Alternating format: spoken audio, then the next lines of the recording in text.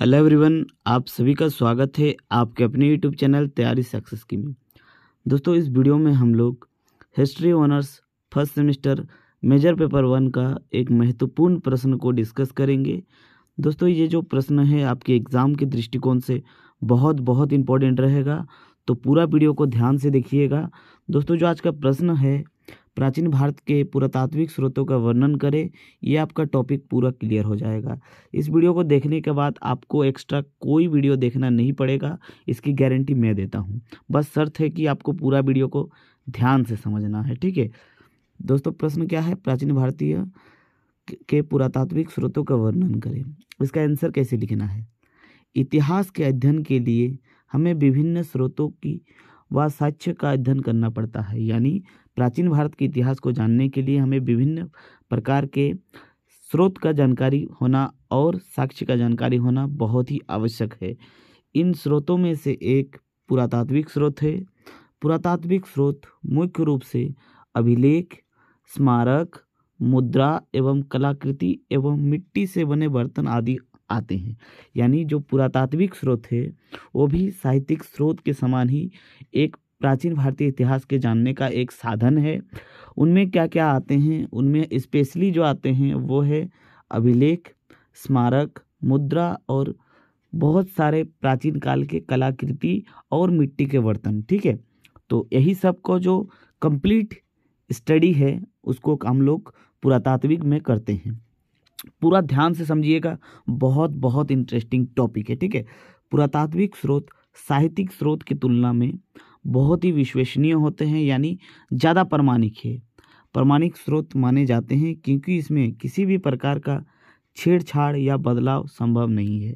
यानी साहित्यिक स्रोत जो होता है उसमें हम लोग चेंजेस कर सकते हैं। जो लिखा गया है हो सकता है कि प्राचीन काल में ऐसा हुआ मतलब रहा होगा, लेकिन मध्यकाल में जो हम लोग के ऊपर इतना सारा जो दिल्ली सल्तनत के शासकों ने मतलब राज किया, उस टाइम में कोई इतिहास के साथ छेड़छाड़ हुआ हो या फिर अंग्रेज ने छेड़छाड़ किया होगा। तो लेकिन जो हम लोग का पुरातात्विक स्रोत है उसमें कोई छेड़छाड़ होने का गुंजाइश ही नहीं है, ठीक है। इसलिए ये जो स्रोत है पुरातात्विक स्रोत, इसको ज़्यादा हम लोग इम्पोर्टेंस देते हैं, ठीक है। अंततः इसमें अंकित तिथि, यानी जिसमें जो पुरातात्विक स्रोत में जो जो हम लोग को मिलते हैं, है ना, जैसे अभिलेख। अभिलेख क्या होता है? अभिलेख एक जगह होता है जिसमें राजा अपना काम, अपना नाम, अपना धर्म, अपना सब कुछ लिख गोदवा लेता था, ठीक है। यानी इसमें तरह तरह चीज़ लिखवा करके वो बनाता था, ठीक है। जैसे यहाँ पर होता था ना, जैसे एक होर्डिंग के टाइप, वैसे ही है ना, लेकिन वो पत्थरों में होता था। आप ध्यान से समझिएगा, है ना, क्योंकि इसमें किसी भी प्रकार का छेड़छाड़ या बदलाव नहीं होता। अतः इसमें अंकित तिथि, लेख आदि को सत्यता विश्वसनीय होते हैं, यानी प्रमाणित होते हैं। या पुरातात्विक स्रोत विभिन्न स्रोतों के उत्खनन के परिणाम स्वरूप प्राप्त होते हैं। यानी जो पुरातात्विक स्रोत है ये बहुत सारे प्रोसेस के द्वारा बाद में हम लोग को मिलता है, ठीक है। आगे ध्यान से देखिए, प्राचीन भारत इतिहास के प्रमुख पुरातात्विक स्रोत। अब पुरातात्विक स्रोत में हम लोग क्या क्या पढ़ना है? पहले पढ़ना है अभिलेख। ध्यान दीजिएगा दोस्तों, आप अगर एक सेकंड के लिए भी दूसरा तरफ ध्यान करते हैं तो आपको समझने में दिक्कत होगा, ठीक है। तो पहले हम लोग क्या पढ़े? पुरातात्विक स्रोत का इंट्रोडक्शन। अब इंट्रोडक्शन में क्या क्या है? इंट्रोडक्शन होने के बाद हम लोग एक एक ठो स्टेप चलेंगे, जिसमें पहले हम लोग देखेंगे अभिलेख, उसके बाद स्मारक, उसके बाद बहुत सारे कलाकृति, मुद्रा, ठीक है, वो सबको डिस्कस करेंगे क्योंकि पुरातात्विक स्रोत में यही सब पढ़ना है। अभिलेख प्राचीन भारतीय इतिहास का अध्ययन कराने के लिए सबसे अधिक प्रामाणिक और विश्वसनीय स्रोत है। यानी जो अभिलेख है वो प्राचीन भारतीय इतिहास को जानने का सबसे विश्वसनीय स्रोत माना जाता है, सबसे विश्वासकारी स्रोत माना जाता है। इन अभिलेखों में वर्णित लेख तत्कालीन राजा एवं उनके राज्य, कला, संस्कृति आदि पर प्रकाश डालते हैं। यानी जो अभिलेख होते हैं उनसे हम लोग को क्या पता चलता है? राजा के बारे में, उनके कहाँ कहाँ राज्य था, उनके राज्य कहाँ तक फैला हुआ था, उनका संस्कृति क्या था, उनका धर्म क्या था, ये सब के बारे में हम लोग अभिलेख से पता चलता है। ऐसे अभिलेख में तत्कालीन राजा राज्य तथा उनके राजा से संबंधित जानकारी, उनके कार्यकाल, उनके द्वारा किए गए कार्यों का जिक्र मिलता है। ठीक है, ऐसे जो अभिलेख होते हैं उनमें हम लोग को बहुत सारे जानकारियाँ मिलती है। ठीक है, इसके अलावा अन्य अभिलेखों से उनके राज्य का विस्तार, तत्कालीन सामाजिक, राजनीतिक तथा धार्मिक विश्वास की जानकारी प्राप्त होती है। यानी आप लोग खुद समझिए, आप लोग अगर एक बड़ा सा होर्डिंग बनाना चाहते हैं जो हमेशा के लिए रहेगा, तो आप लोग क्या लिखेंगे उसमें? अभी तो फेसबुक व्हाट्सएप तो नहीं लिखेंगे ना, तो आप लोग क्या लिखेंगे? अपना नाम लिखेंगे, अपना वंशज लिखेंगे, कब जन्म हुआ था, कब मृत्यु हुआ। मृत्यु तो नहीं लिखेंगे, कम से कम तो जन्म तो लिखेंगे ना। उसके बाद अपने बारे में, अपना हो सकता है कि अपना आसपास के बारे में कुछ लिखेंगे। ठीक है, तो ऐसे ही पहले के ज़माने में राजा हुआ करता था जो अभिलेख लिखता था। ठीक है दोस्तों, समझ में आ रहा होगा, बहुत ही आसान भाषा में समझा रहा हूँ। ठीक है, सवाल जो जानकारी प्राप्त होती थी, यह अभिलेख मुख्य रूप से शिलाओं यानी पत्थरों, स्तंभों और ताम्रपात्र और स्तूपों, मंदिरों के दीवारों पर आदि पर लिखे जाते थे। यानी जो बनाया जाता था वो कहाँ बनाया जाता था? या तो बड़े बड़े पत्थरों में लिखा जाता था, या फिर कोई स्तंभ में, ताम्रपात्र में, या फिर कोई स्तूपों में, या फिर मंदिरों के दीवारों में ज़्यादातर लिखा गया था। ठीक है, अब ध्यान दीजिएगा, है ना। शिलाओं ऊपर लिखी लेख को शिलालेख कहते हैं। यानी अगर कोई पत्थर के ऊपर अगर ये सब जानकारी लिखा गया हो, तो पत्थर मतलब शिला है ना, शिला के ऊपर लिखा गया हो तो उसे कहते हैं शिलालेख। ठीक है, इसी प्रकार लिखी गई इसी प्रकार अनेक लिखी हुई स्थान के आधार पर उनका नामकरण किया गया है। यानी जैसे मैं आपको बताता हूँ एग्जाम्पल। ठीक है, जैसे प्रयाग प्रशस्ति क्या है?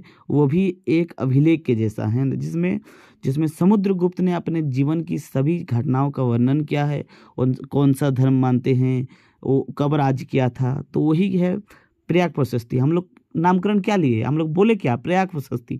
तो प्रयाग क्या है? प्रयाग है जगह का नाम, तो वही है उनके मतलब क्या है? उनके स्थान के आधार के नाम पर नामकरण हुआ है, उनके जगह के नाम पर ही यह अभिलेख रखा गया है। ठीक है, आगे हम लोग देखते हैं, जैसे कि ताम्र लेख, भोजपत्र लेख, मूर्ति लेख आदि है। यानी इसी प्रकार मूर्ति में भी लिखा जाता था और ताम्रपत्र में भी लिखा जाता था।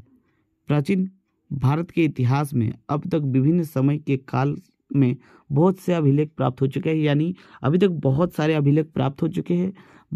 भारतीय इतिहास पर प्रकाश डालने वाले अभिलेख मुख्य रूप से पाली भाषा, संस्कृति भाषा और प्राकृतिक भाषा में मिलते हैं। इसके अलावे कुछ मुख्य अभिलेख तमिल, मलयालम, कन्नड़ यानी जो साउथ भारत के जो लैंग्वेज है उन पर भी हम लोग को मतलब वहाँ पर भी हम लोग को अभिलेख देखने को मिलता है। ये सब लैंग्वेज में वहाँ पर भी अभिलेख मिला है। ठीक है, आदि भाषाओं में मिलते हैं। अधिकांश अभिलेखों को ब्राह्मण लिपि में लिखी गई है। यह लिपि बाएं से दाएं ओर लिखी जाती है। तो ये सब आपको समझाना नहीं पड़ेगा कि बाएं से दाएं क्या होता है। इसके अलावा कुछ अभिलेख खोरठी लिपि में भी लिखी गई है। यानी बहुत सारी लिपि तो इस भाषा में लिखी गई है, ठीक है, लेकिन उनके साथ साथ कुछ अलग लिपि में भी पाया गया है। ठीक है, भारतीय अभिलेखों के अलावा कुछ विदेशी अभिलेख भी पाए गए हैं। इन अभिलेखों से प्राचीन भारतीय इतिहास के अध्ययन करने में बहुत अधिक मदद मिली। क्या है कि भारतीय अभिलेख तो मिला ही है, साथ ही साथ प्राचीन भारत के कुछ विदेशी अभिलेख भी मिला है, जिनसे भारत के बारे में कुछ वर्णन वहाँ से भी मिलता है। ठीक है, तो अभी पहले हम लोग क्या पढ़े? अभिलेख पढ़े। उसके बाद हम लोग पढ़ेंगे स्मारक भी बहुत इंपॉर्टेंट है। प्राचीन भवनों, मूर्तियों आदि भी भारतीय इतिहास के अध्ययन के लिए बहुत ही महत्वपूर्ण भूमिका निभाते हैं। इन प्राचीन भवनों, स्मारकों, मूर्ति में अंकित चित्र और कलाकृति भारत के तत्कालीन कला, संस्कृति और धर्म के विश्वास पर अध्ययन महत्वपूर्ण प्रकाश डालते हैं। यानी जो प्राचीन हम लोग का स्मारक है, ठीक है, स्मारक मतलब क्या होगा? भवन होगा, कोई मूर्ति कला होगा, यही सब स्मारक में आएगा। तो आप लोग खुद समझिए दोस्तों कि जो भवन होगा, तो भवन में बड़ा पहले तो पत्थर का बनाया जाता था, क्योंकि उस टाइम तो सीमेंट बालू जैसा काम नहीं होता था ना, बड़ा पत्थर से बनाया जाता था। और उसमें क्या होता था, उसमें बहुत जन अभिलेख भी बना लेता था, उसी में नाम गाँव सब कुछ लिखा रहता था। तो इससे हम लोग को क्या होगा, बहुत सारे ऐसे स्मारक मिले हैं जिनसे हम लोग को प्राचीन काल की जानकारी मिला है। ठीक है, इन प्राचीन स्मारकों में विभिन्न प्रकार की कलाकृति गुदी होती थी। उनके अध्ययन करने से हमें प्राचीन भारतीय इतिहास के महत्वपूर्ण जानकारी प्राप्त होती है। मोहनजोदड़ो तथा हड़प्पा जैसे स्थलों की खुदाई से इतिहासकारों ने बहुत ही ऐसे अवशेष प्राप्त हुए जिससे हमें प्राचीन भारत की जानकारी करने में मदद मिलता है। ठीक है, तो ये हो गया हम लोग का स्मारक। अब पढ़ेंगे हम लोग क्या, सिक्के। बहुत बहुत इंपॉर्टेंट है, ध्यान दीजिएगा। सिक्के भी है ना। सिक्के क्या है दोस्तों, सिक्के क्या होता है मैं आपको बताता हूँ। सिक्के मतलब होता था कोइन। कोइन से किस तरह का हम लोग को जानकारी मिलेगा, आप लोग खुद समझिए। दोस्तों मान लीजिए अभी हमको एक दिन के लिए राजा बना दिया गया है ना, तो आप लोग खुद सोचिए, मैं कोइन वही चलाऊंगा जो मेरे राज्य में ज़्यादा होगा। ठीक है, अगर मेरे पास मान लीजिए सोने के भंडार है तो मैं कोइन कैसे चलाऊंगा, सोने के चलाऊंगा। अगर मेरे पास धन ही नहीं है तो मैं किसका चलाऊंगा, टीने का चलाऊंगा। मेरे पास टीन का भी औकात नहीं है तो किसका चलाऊंगा, चमड़े का चलाऊंगा या फिर कागज का चलाऊंगा। तो इससे ये पता चलता है कि वो मुद्रा कौन से धातु का है, उससे उसका अर्थव्यवस्था के बारे में जानकारी मिलता है। ठीक है, उस राजा का क्षमता क्या था, पावर क्या था पैसे के हिसाब से, तो इससे ये पता चलता है। ठीक है, और एक कॉइन से क्या पता चलेगा आप लोग खुद समझिए। मान लीजिए ये वाला आप लोगों का पूरा देश है और एक राजा यानी मान लीजिए हम ही है। ठीक है, ये हम है, तो अगर हम यहाँ ये वाला पूरा एरिया में अगर राज करेंगे तो सिक्का भी मेरा ही चलेगा। मान लीजिए सिक्का का नाम है रुपया, तो सब जगह पे तो रुपया ही चलेगा ना, रुपया ही चलेगा। लेकिन ये वाला बाहर में क्या रुपया चलेगा, नहीं चलेगा। तो इससे क्या होगा, हम लोग का सीमा का निर्धारण हो जाएगा। हम लोग को पता चल जाएगा कि ये सब क्षेत्र में एक ही जैसा कॉइन चलता था, यानी सीमा यहाँ से यहाँ तक फैला हुआ था। ठीक है, तो अब हम लोग चलते हैं क्या है, लैंग्वेज में कैसे लिखना है पढ़ते हैं। ठीक है, भारत के प्राचीनतम इतिहास के अध्ययन के लिए सिक्के भी महत्वपूर्ण भूमिका निभाते हैं। यह सिक्के तत्कालीन राजनीतिक, धार्मिक एवं आर्थिक और कला के दृष्टिकोण से महत्वपूर्ण है। मुद्राओं से तत्कालीन राजाओं की आर्थिक स्थिति के बारे में विस्तृत जानकारी प्राप्त होती है, क्योंकि ये मुद्रा सोने, चांदी, तांबे व मिश्र धातु के बने होते हैं। धातु के आधार पर सिक्के की बनावट के समय आर्थिक स्थिति का पता चलता है। तो मैं बता दिया हूँ कि कैसे स्थिति का पता चलता है। इन मुद्राओं में अंकित राजाओं का चित्र होता है, यानी मैं अगर सिक्का चलाऊंगा तो मेरा फोटो मैं जरूर बनवाऊंगा। वही चीज़ है, तिथि, अपना डेट, अपना नाम, वो सब तो मेंशन करवाऊंगा ही। ठीक है, तत्कालीन राजा के बारे में पता चलता है। इसके अलावा मुद्रा यानी जो रुपया है उससे क्या और पता चलता है, मुद्रा पर उत्कीर्ण देवी देवताओं के चित्र से तत्कालीन धर्म के बारे में पता चलता है। तो उससे मैं अपना मूर्ति भी बनवा सकता हूँ, अपना भी मूर्ति बना सकता हूँ। कोई अगर देवी देवताओं के उपासक है तो उनमें देवी देवताओं का भी फोटो लगवाएगा। तो वही चीज़ है, उससे क्या होगा, उसका धर्म के बारे में भी जानकारी प्राप्त होगा। कई सिक्के से विभिन्न प्रकार के वाद्य यंत्र का चित्र अंकित मिला है, यानी बहुत सारे चित्र, मतलब बहुत सारे कोइन आप भी देखे होंगे जिसमें तरह तरह का म्यूजिकल इंस्ट्रूमेंट का फोटो मिलता है। इससे क्या पता चलता है, वो जो शासक था, राजा था, वो संगीत प्रेमी रहा होगा। ठीक है, इससे तत्कालीन कला एवं संगीत का पता चलता है। सिक्के के प्राप्त स्थान के आधार पर शासकों का राज्य का विस्तार पता चलता है। इसके अलावा विभिन्न प्रदेशों में सिक्के के प्राप्त होने से उन प्रदेशों के साथ व्यापारिक संबंध का भी पता चलता है। यानी मान लीजिए ये वाला तो एरिया पता हो गया कि यहाँ तक राजा का है, मेरा है। ठीक है, ये यहाँ पर थोड़ा अलग कॉइन मिल गया। ठीक है, यहाँ पर मान लीजिए मैं राजा हूँ, यहाँ पर ए कॉइन चलवाया, यहाँ पर कोई दूसरा राजा है, बी कॉइन चलवाया। लेकिन यहाँ पर भी अगर मान लीजिए हम लोग का कॉइन मिल गया तो इससे ये पता चलता है कि इनके साथ इनका व्यापारिक संबंध रहा होगा। ठीक है, इनके साथ इनका कुछ ट्रांसपोर्ट हुआ होगा। ठीक है, तो आगे चलते हैं हम लोग। इसमें विदेशी से भी व्यापारिक संबंध का पता चलता है। ठीक है, तो आगे हम लोग क्या देखेंगे, पहले हम लोग देखिए अभिलेख देखने के बाद देखिए हम लोग स्मारक के बाद मुद्रा।